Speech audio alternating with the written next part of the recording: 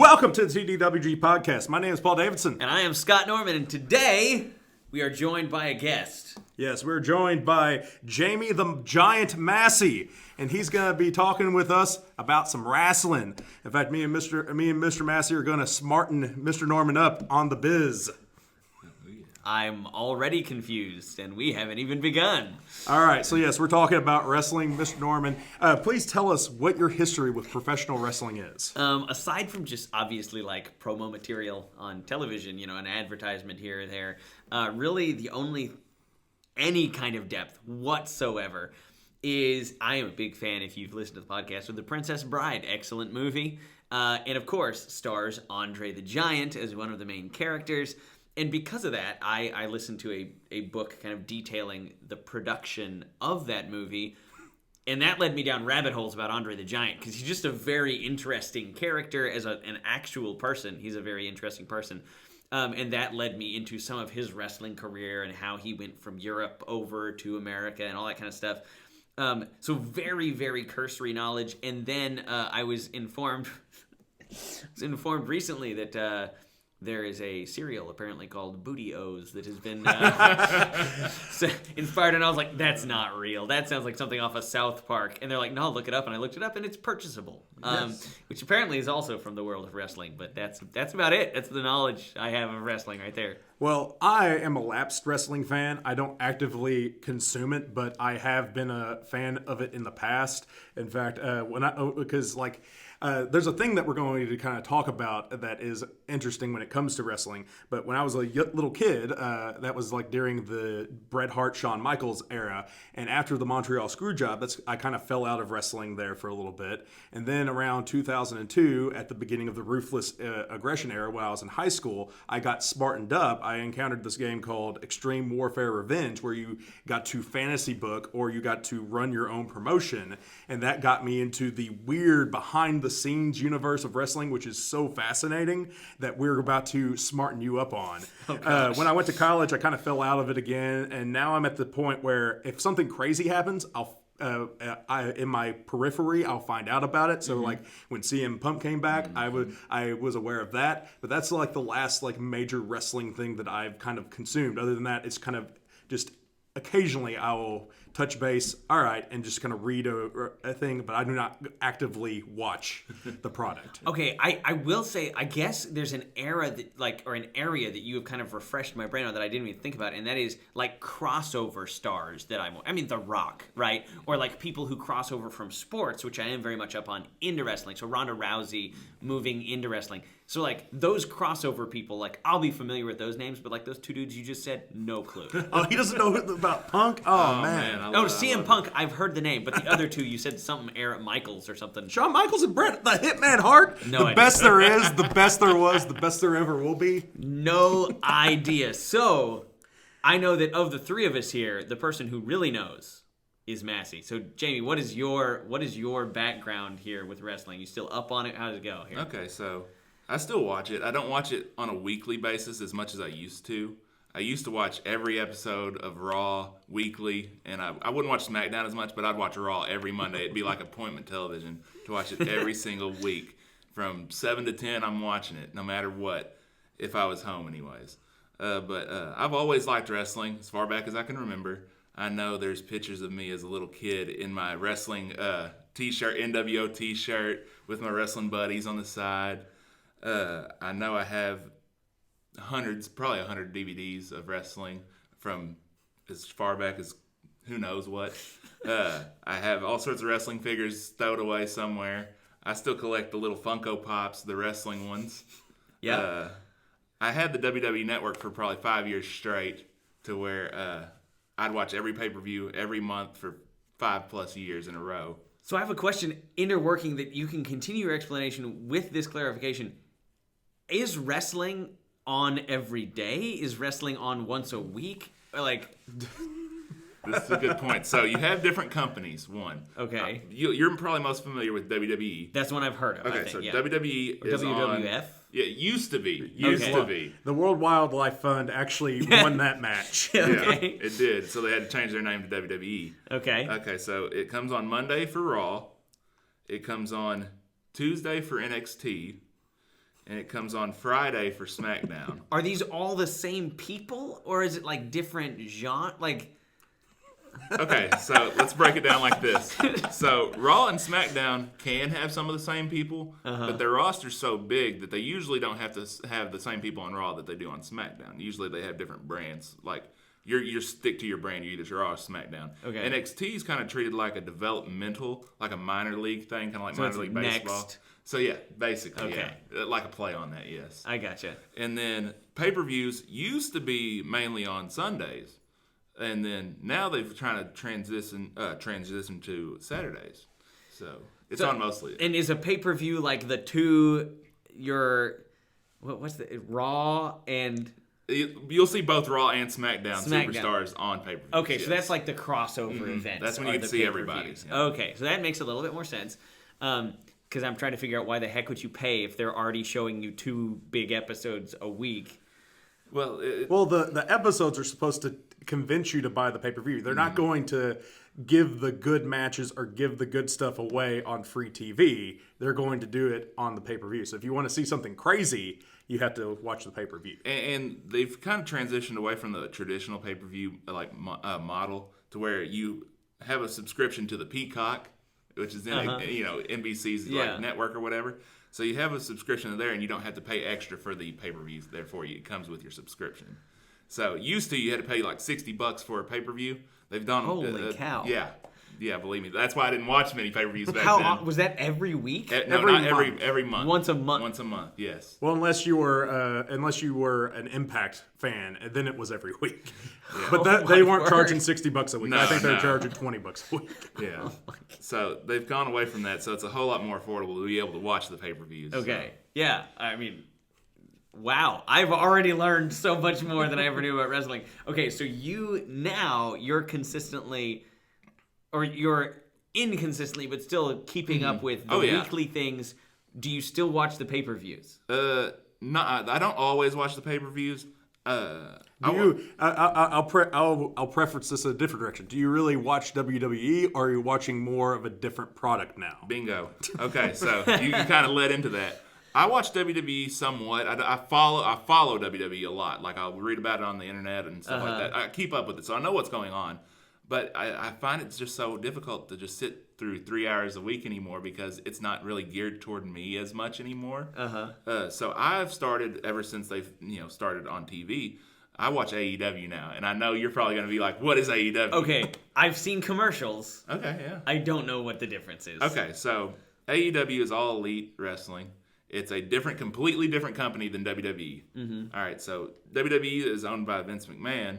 AEW is owned by Tony Khan. Tony Khan owns the Jacksonville Jaguars. Bingo. Jacksonville Jaguars. Oh. Yeah. What? Yeah. So he's great at hiring interesting personalities, that's for sure. So it's a completely different setup. It's a completely different product with different superstars in WWE. And it's kind of more geared toward the in-ring part of it as much as the entertaining aspect of it. It's still entertaining and it still has entertaining personalities, but it's more geared toward the athletic contest in the ring. Okay, so I'm gonna ask a question that's gonna like, maybe, I don't even know if this offends people. I know this is Okay. Is it actually real wrestling? Well, what do you mean by real? So this is Davidson is like face palming over here. So okay. So I can see Massey is getting. I don't know if he's cracking his knuckles. I don't know if I'm about to get punched when I ask it. But like, isn't WWE? I mean, WWE is just all a scripted show. It's not like it doesn't actually ever test someone's wrestling ability. I watched them bounce off the thing and like, I use my pinky to flip you over the railing. Like, it's like a dance. Okay. Like. So it's not real as in the sense of like amateur wrestling, like Olympic style wrestling. It's not real in that fact. Okay. What they do is scripted to a point, obviously. You got to know who's going to win the match. Yeah. For sure. Otherwise it'd be chaos. So, but the things they do, it takes real like physical exertion. The bumps they take on the mat do hurt. Oh yeah, I mean, it's not fake as in a I'm barely touching you or I'm not touching you at all and you're completely acting. It's one of those things where it's scripted is the right term, but it does hurt those guys for real. Yeah, I guess I understand, and that was part of what I came across with the Andre the Giant is like how broken his body was from the thing. Because they're like, oh, you're huge. You can do all this stuff just fine. And like actually throwing people and doing all this stuff. No wires, no nothing. Like he's just actually chucking people around. But like, or if it was actually ever like if it was not predetermined, Andre the Giant was not going to lose. Exactly. No, that was the thing. It would totally be him all the time. Yeah. So I guess my question is like, so then you're saying it's more geared to the athletic part in the ring. Mm-hmm. Is it still we know who's going to win? It's still the same kind of thing like that, yes. So they just do more like truly athletic feats in the ring, I guess. It's more of a fast-paced kind of athletic style. Okay. Yeah. So like a better choreographed dance. I guess so, if you want to say that. This is hurting Jamie inside. All right, so we'll move on. As we mentioned, we're going to smart Mr. Norman up when it comes to the biz. So we're going to go through some wrestling terminology to help Mr. Norman actually be able to understand what's going on. Yeah. So we'll start off. What is smartening up? Teaching. That's pretty well. I mean, we're wising you up to the business. Yes, we're because as you mentioned, like there is the behind the curtain. Yeah. If it's in front of the curtain, that's the stuff you're supposed to see. Behind the curtain is the stuff you're not supposed to know about. I gotcha. Okay. All right. So kayfabe is the next term that we have decided that you need to learn. Kayfabe? Kayfabe. This sounds like something out of K-pop. Like this sounds like K-pop does kind of have kayfabe. Yes. It's all the ones that we have the good video of you doing the cutesy thing. I have no idea. I have no clue. Okay, so when you're keeping kayfabe, you're keeping the story, you're keeping everything, your character. It's all what's presented is what is real life. You're not letting anybody know your actual life, your actual family and stuff like that. You're keeping kayfabe. You're keeping in the character. You're keeping all the secrets of the business, hidden to the people who are in the business. You're not letting anybody else know the actual behind the scenes workings. You're keeping kayfabe. You're keeping the traditions of wrestling with the wrestlers. So why the heck is it called kayfabe? I don't know. It's a special terminology that they came up in order for them to talk about the business around not smart people. I see. So like you, instead of saying a facade or facade, which basically what would happen, it would be one person would go to the other person if they were wrestlers and say, "Hey, don't you break kayfabe." The other person has no idea what you're talking about, but the person that you're talking to would all of a sudden. So it's just a gibberish word, basically. It's a jargon word. Yeah. You'll know that wrestlers speak a lot of carny talk. So I mean, it's just one of those things. I mean, because that's where they all started. Basically, yeah. Speaking of kayfabe, let's talk about the next term, which does revolve a little bit around kayfabe, a work. A work? That would be like a scripted event? Yeah, exactly. That's like you say how wrestling's scripted. It's a work. That's what that means. Exactly. Okay. It's not necessarily scripted, but it's pre-planned. Yeah. And so the work is they know that they're doing it on purpose in order for the audience to think that it's actually happening. You're working with the other person that you're in the ring with. It's you're working together. Yeah. So like they choreograph, like somebody's jumping off a table and slamming you into the ground. The other person knows it's coming so they can be prepared and help you make it look real. Yes, exactly. Actually, it's probably more along the line of you go into an interview and you start talking mad trash about the person. So it's like what is happening currently with all of these nonsensical people boxing each other from the YouTube community, where it's like they're all talking trash and you just know they're just pumping up the fight. Yes. Yeah. That is a work. I gotcha. Okay. All right. The opposite of the work is a shoot. So, I mean, it's just where something happens on accident? Like... No, it's not accidental. Not necessarily on accident. Okay. So it's like... Well, you said... The only thing I'm clear is you said that this is a shoot earlier when we were talking about interviewing him. So, like, a shoot is fake off the cuff? Oh, it's not fake. I'm so confused. Okay, let's say if you're working it, you could categorize work as necessarily kind of like closer to fake, obviously. Yeah. But if it's a shoot, it's real. Mm-hmm. Whatever's happening, whether I'm speaking, I'm in a shoot. If I'm speaking real life, or if it's a shoot in the ring, these two guys are actually hurting each other. They're not pulling any punches. They're trying to hurt each other. It's a shoot at that point. So that's what a shoot is real. So like on purpose though, like there's planned times where break his nose. Like no, it's not planned. No. Oh, like it's like they're just ticked off, and so they Yeah. break character and Yes. just start trying to hurt each other. Yeah. Yes. And Okay. that happens every now and again. Okay, that makes more sense. So like this is the equivalent of like you're in a football game and like these two guys have been going at it, the wide receiver and the cornerback, and now all of a sudden somebody yanks somebody's helmet off and like they're actually punching each other in the face. Right? It got real. Yeah. Like all of a sudden this is no longer the game. This is outside the rules of the game and we're mad at each other. Exactly. Yeah. Okay. All right. Yeah, that makes sense. That makes more sense. Now I'm terrified because you said that this is a shoot, and now I'm afraid. No. The Massey's word, still the word, cracking his the word knuckles has over also here. the word has evolved a little bit because because of YouTube, which this will be on. You have a lot of wrestlers that will shoot and they will just tell their honest thoughts about whoever they're talking about. I got you. So it's like shooting you straight. Yeah. Yeah. And they'll tell like their real life experience within the wrestling business. They'll tell their whole story. They'll tell everything that happened backstage with them and all that kind of stuff. So they'll give you the Is real. that frowned upon? Like, do people get mad at them? Once upon a time, it was really frowned upon. You did not do that. You did not speak about the business to people outside of the business. You did not break character. You didn't do this, that, and the other. Is that because you were afraid McMahon would like come and? Not McMahon. McMahon's actually the one that ruined it, surprisingly. Oh, okay. But it was just a way of like how they did things. It was just you kept it within the business, and the old school way of thinking was if you did that, you'd be like expelled from the business. Yeah, if the audience knew it was the thought process was if the audience knew it was fake, then they would stop coming to it. Okay. Oh yeah, the audience didn't know for the longest time that. So that's why that's a touchy question, and that's why it's a meme that like, oh, wrestling's fake, and then like people are upset about it. Yeah. Because like there actually was a point in time where like, Oh yeah. Yeah, where someone would break your leg if you. yeah. I mean, now we're in Olympic ice skating. I don't know what happened. But yeah, people would come to the shows because they thought, oh yeah, it's real. I want to see him beat him like for real. Like I want to see him beat up the bad guy. Yeah. One of those things. They didn't think it was. Oh, But now, so is that part of why you don't like watching it as much now? Because you're outside of that, or is it because? Well, like you've grown up in the era where kayfabe died. Oh yeah, for sure. So you knew growing up that it was all. After a certain point, whenever I was really little, I'm sure I didn't. Well, Yeah. just to be on the safe side, you know how there's certain like mythical creatures that over time children learn aren't actual real things? Like unicorns. Sure. Yeah. Yeah. It's kind of yes, and it's kind of like that. At a certain point, young children learn that the wrestling is not actually real. I'm so tempted unquote. to ruin Don't. your child. All right, so moving on. All right, so I think I understand it. I get these terms, and now that the terms are interacting, they're beginning to make more sense as a whole than independently. Okay, then what is a face? like your persona, your character.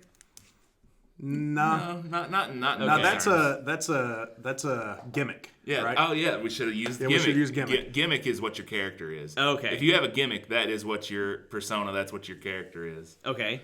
So you could change gimmicks. Yes, Yes. you can change gimmicks. Multiple people have changed gimmicks over the years. Okay. All right. So so what the heck is a face then? If it's not that. A face is a good guy, like the do-gooder. Oh, because I know a heel is the opposite of that. Okay, There you I've go. heard of the heel turn. Okay, so why is good guy face? Because you want them to be the face of the company. Okay, but you make the bad guys on purpose too. You Yeah. do, but you people come to see the good guy win. It's good versus Okay. evil. It's like in any kind of genre. It's good versus evil. You're intentionally making one person seem nice and the other person seem like a jerk, Oh, so yeah, that you'll sure. root against them. Oh yeah. So Okay. you but the thing that's evolved over time, which is funny, is some people like to cheer for the heels, even though they're bad people. And so the heels have become the favorites where people will boo the faces because they know that the faces are Supposed to win. yeah. Yeah. So, I have a question then. So, one of the people that, obviously is a huge crossover star is, Dwayne Johnson. Okay. Right? Wasn't he originally a bad guy? Yes, Yes. for sure he was. Well, he was actually originally a good guy. Yeah, when he first But debuted. then everybody hated him and they booed him, and so they turned him heel. They turned him to a bad guy, and then everybody loved him. And now he's, because I know he sometimes re-enters the ring. Is he still a bad guy? He's now what you would call a tweener, where he's more of a he's good guy, but he can between be a the bad ages guy, of 9 but he and can't 13. he can never be a bad guy, but at the same time he has enough baggage with him since he's famous that he can't be really a good guy either. It's one of those things where if he comes back, he's going to get cheered no matter what, just because of how big of a star he is. Yeah, he's The Rock, like you said. Yeah, he could kick a puppy and everybody would be going, woo! Yeah, Dang puppy! Nobody's ever going to boo him again. It's just one of those things. Oh gosh. He should Well, run for unless he office. loses to Roman Reigns. Yeah, I mean, yeah. Well, then they'd probably be booing Roman Reigns more than The Rock himself. But yeah. See, I don't get that joke. I have no idea. Okay. So we've already covered the next one, the heel. Yeah, the I heel's get the heel. bad guy. All right, a promo. I mean, like an advertisement, promotional, like it's an appearance to promote an event. A little bit, A little bit, yeah.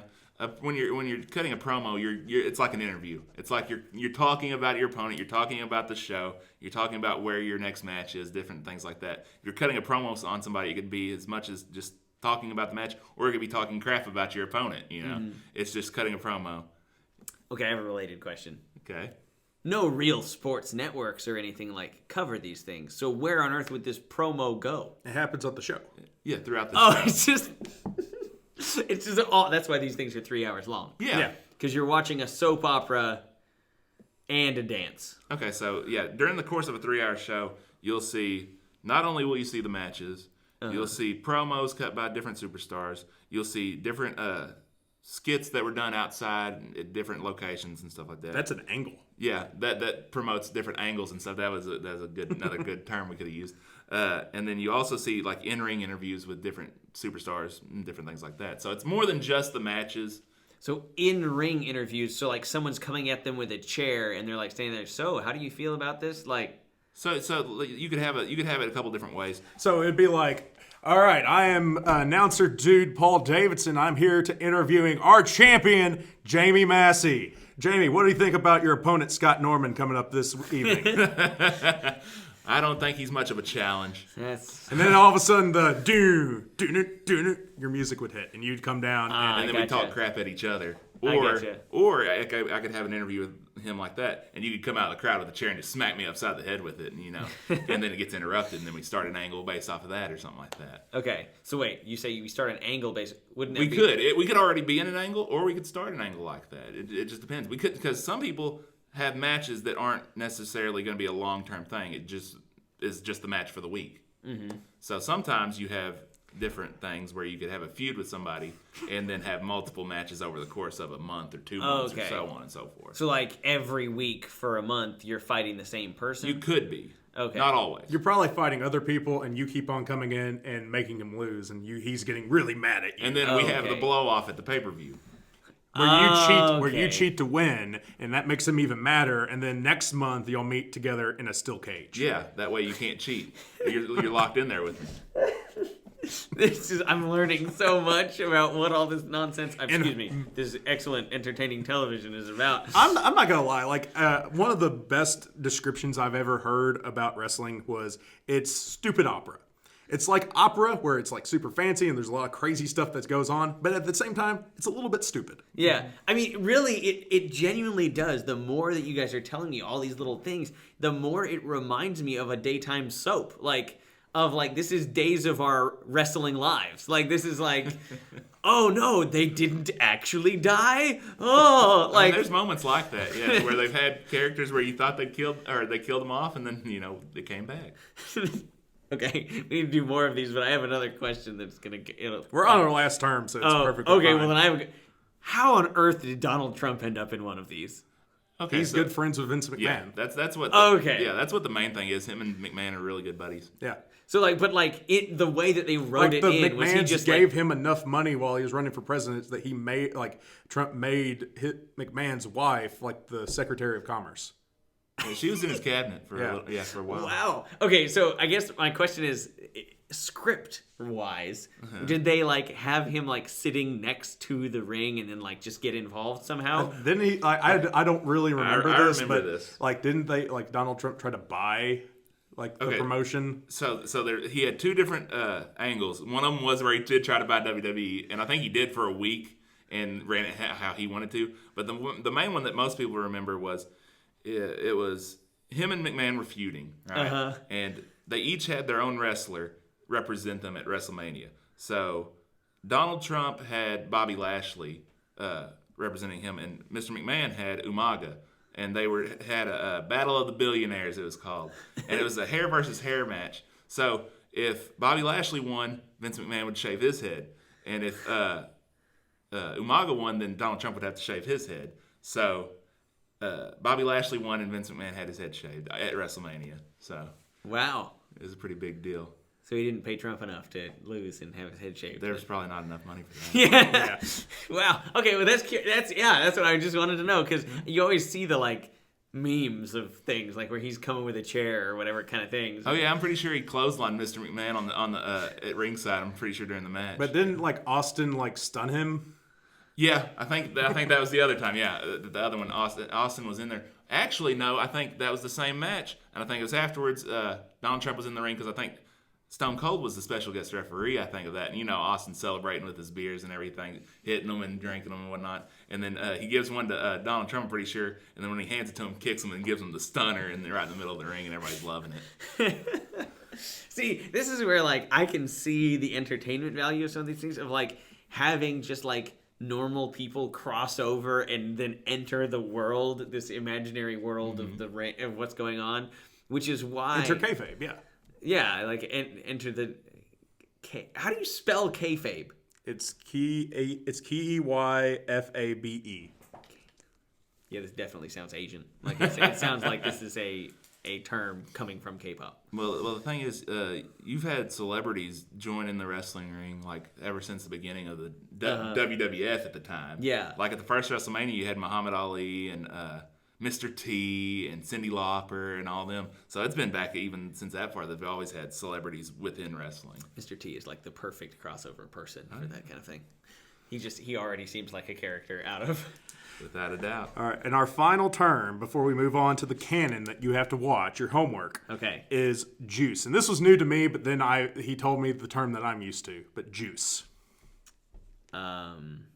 I mean, being someone who watches baseball, my immediately steroids. Okay, but not in this sense. At one point in time, it could have been. Yeah, well, back in the day, steroids were a big problem in wrestling. Yes, but in most terms, whenever you hear the term juice, it means you're bleeding. You cut yourself. You blade it. You blade it, and that's what the term I knew was blading. Yeah, so you're getting juice. You're getting color's another one. Yeah, color's another one. You're bleeding. So like you intentionally. That's how they bleed. Is they take a razor blade and kind of cut their forehead to get the blood.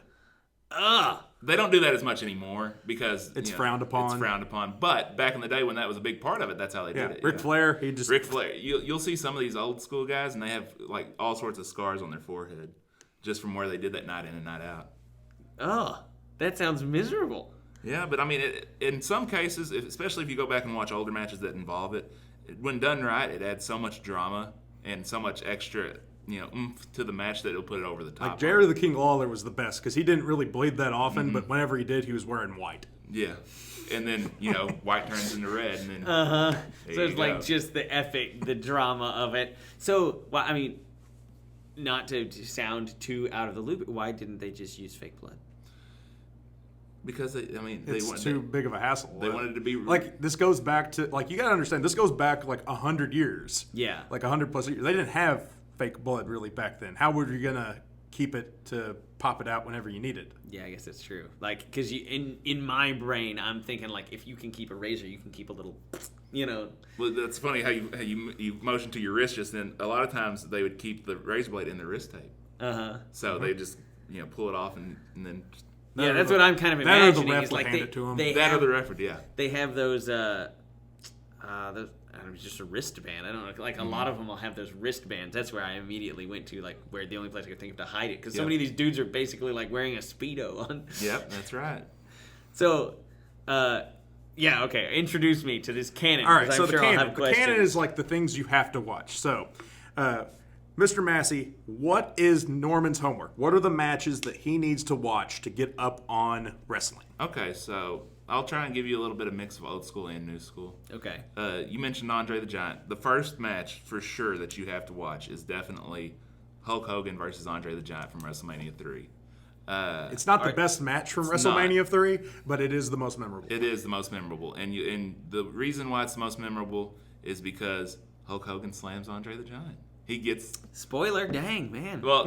I'm sure. Like if you think of wrestling and the big thing, you can just picture it. Once you watch it, you'll be able to picture it forever. Him just picking him up and just slamming him down because of how big he was at the time. It's just one of the most memorable main events of WrestleMania ever. So can I find these on YouTube? Is this? You might be able Or are these to. Or you had to go get them on Peacock probably. Yeah, okay. But you might be able to find them on YouTube. Yeah. You'll be able probably to find some of them. Yeah. And then Or you can find them in shitty areas of the internet. Shady. He said shady. okay, so well, the thing is, I'm trying not to think of too many Hulk Hogan matches because early, from the 80s on, from that whole period of the 80s, it was Hulk Hogan, especially in the WWF. It was him. And if you want the best match from WrestleMania 3, you gotta go Ricky Steamboat versus Macho Man Randy Savage. There you go. He's telling the truth on that one. It's widely considered. I've heard that name. Widely considered the best match in WrestleMania history. In WrestleMania history, I know WrestleMania means nothing to you. WrestleMania is It doesn't, but just with the reverence with which you just said that. The look on your face, it was like you were talking about someone who had died in war. It's just the sheer reverence. Okay, so WrestleMania is considered the Super Bowl of wrestling. Okay. It's the big event that everything leads to WrestleMania. It's always the one that's held in the biggest arenas or stadiums or whatever it may be. It's the one that everything leads to. All the big angles get blown off at WrestleMania. All the championships are on the line. It's the big event. How often? Once a year. Okay, so WrestleMania is literally Super Bowl. It used to be in March. It's now in early April. Early April. And the funny thing is, because of COVID-19, it has expanded to 2 nights. Which is better. Yeah, because at one point, right before they started expanding to 2 nights, it would be a 6 or 7 or 8 hour show. And to sit through 8 hours of a pay-per-view is just asking way too much of anybody. So they'd rather split it into 2, 3, or 4 4-hour events, so everybody can still get on. But it isn't asking your fans to sit through a whole 8 hour show. Gosh, wow. Yeah, So there was a big problem the last time they had an 8 hour one. It was in New York, and you had people stranded out by the Giant Stadium at 2 a.m. Yeah, couldn't get back to their hotels and stuff like that. Oh my goodness. So, how many people show up to a WrestleMania? They sell out the stadium. Okay, so this year's WrestleMania is going to be at AT&T Stadium in Dallas. So, the last time they were there... That's the big boy. Yeah, that is the big boy. The last time they were there, they set an attendance record at over 100,000 people. So, whether it was or wasn't actually 100,000 people is to be debated, or whatever. Yeah. But they at least sold that many tickets. Yeah, maybe. Because they like to work the numbers sometimes to where, it's a record every single time they have one of those things. Oh, so of course, this time it's going to be more than... It may or may not be just because it's 2 nights. So they may say, here's what they'll probably say at the end of night 2. Is the combined. Most people at a single WrestleMania is probably what they'll say. Yeah, because you're combining the numbers. Mm-hmm. I gotcha. So on a normal, on a normal Raw. On a normal Raw. Right? Where is that held in? Because I know it always looks like a stadium. It's like a basketball arena. Funny thing is, December 6th, which is not tonight, which is not Monday, or it's next Monday, it's at FedEx Forum in Memphis. Oh, so it's just right down the road. So right down, as close as it gets. Maybe this is all just a promo. There you go, promo for the show in Memphis. There you go. There you go. So can you think of any other matches that Norman needs that I need to see? I'd say you need to see Stone Cold versus The Rock from WrestleMania 17. It's because it was at the height of the Attitude Era. It had everything. It had the 2 biggest stars in the industry. And the funny thing is, before you watch this, I'm just going to tell you this. Mm-hmm. Before you watch it, there's a music video that is like a promo for the match that's between Rock and Stone Cold, but it's set to the song "My Way" by Limp Bizkit. So along with the times, and you watch it before, and it'll get you hyped up for the match. Okay.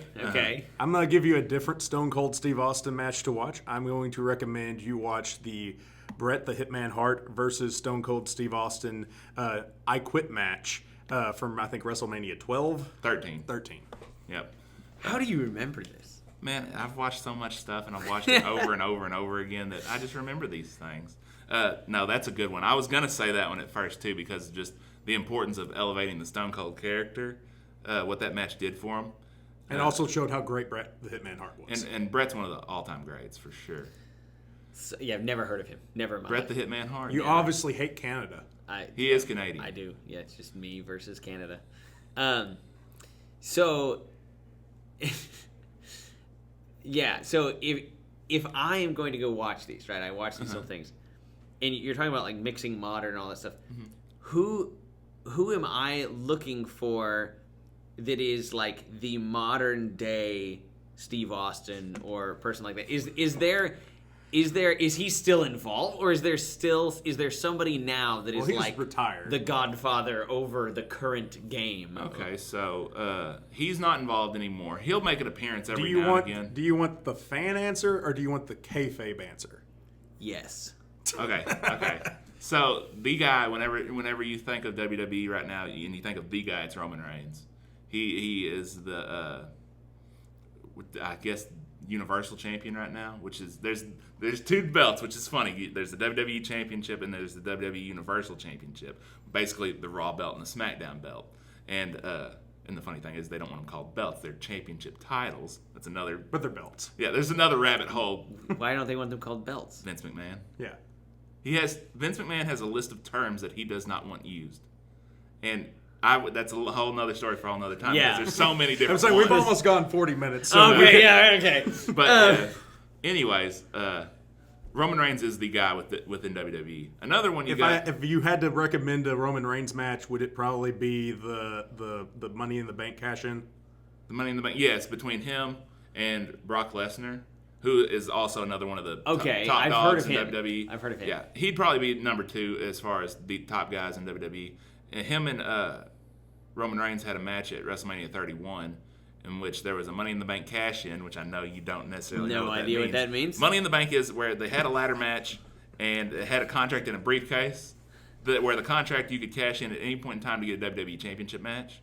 So it didn't matter if they were in the middle of a match, didn't matter wherever it was. When they cashed it in, they had to have the match, and then it was for the WWE Championship. So they were having the main event of WrestleMania, Brock Lesnar and Roman Reigns, and Seth Rollins comes down the ramp with his Money in the Bank briefcase, cashes in, enters the match, and then wins the WWE Championship. Over both of them. Over both of them, yes. Oh gosh, just all of these terms. Like I was like, oh yeah, that wasn't too bad of a list of terms. And then you just start spewing terms. It's like they already had a ladder match where there's a briefcase in the ceiling, and they're like, what the heck? Like we give you the tip of the iceberg, yes, but then we start submerging exactly. you down. Look at the rest of the iceberg. That's what I was like. I feel like I just felt like I had gained my footing. And then it's like one of those things where then I have reached the summit, and then like the clouds start to clear, and you realize there's like 6 more summits going up. Oh gosh! So we got one more. So you told him the kayfabe person that's the Steve Austin. Who's the real version of Steve Austin at the moment? And they don't have to be in WWE. I'd have to think because there's different ones, right? And there's different levels also. Top level. One of the guys right now, used to be in WWE, but now is in AEW, and that's Bryan Danielson. And Bryan Danielson was known as Daniel Bryan in WWE, but he can't use that because it's his WWE name. Bryan Danielson is his real name. And he is one of the people the fans consider like the best wrestler in the world, like the best the best one in the ring, kind of thing like that. And I'm trying to think of who else would the fans would. WWE, it's hard right now because I haven't watched. Okay, Big E, who used to be part of the New Day, who had the Bootios, okay, is one of the fan favorites right now because he's the other champion. He's the WWE champion, and he's got a good character that everybody gets around, everybody loves, and stuff like that. And he's now getting to prove himself as a single star rather than just with his group, the New Day. And so I'd say he's probably one of the favorites within WWE now as far as the fans are concerned. So I have a final question. This is, I think, my last question, and that is, so these two things, AEW or whatever. AEW and WWE. Do they cross over? No. No. They are 2 separate companies. Are they building No. to a true championship of both. No. No, it's one of those things where WWE never mentions their competition on air, like at all. Like WWE's just WWE, and according to them, nothing else out there exists.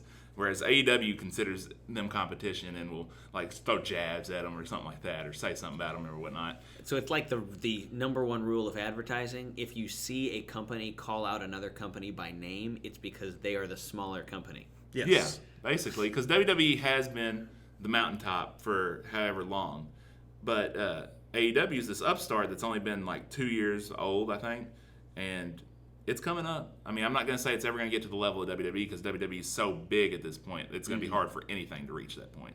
Yeah. But AEW is getting a following, is growing, and it's good for wrestling all around. Yep, and I think that will do it for us. So Yeah, I'm still in a daze. I'm just saying, hopefully you're smart enough. If Mr. Norman has any more questions about wrestling, we'll bring Mr. Massey back on to answer them. If y'all have any questions about wrestling, we'll bring in Mr. Massey to answer them. But until next time, my name's been Twal Davidson. My name is, and Lord willing, will be Scott Norman. And I'm Jamie Massey. And we've been four, because he's a giant. We've been four Dumb wrestling guys.